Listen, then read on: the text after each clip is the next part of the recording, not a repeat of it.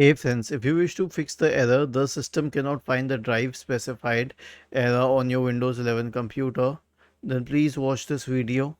I will guide you through the resolutions. The first solution is a check disk scan. Search for command prompt in the Windows search bar and click on Run as Administrator. Type the command chkdsk space forward slash r space forward slash f and hit enter. Then press Y and hit enter once again. The next solution is to update drivers in Windows. Right click on the Start button and select Settings from the menu. Go to the Windows Update tab, select Advanced Options, Optional Updates, and install the optional updates.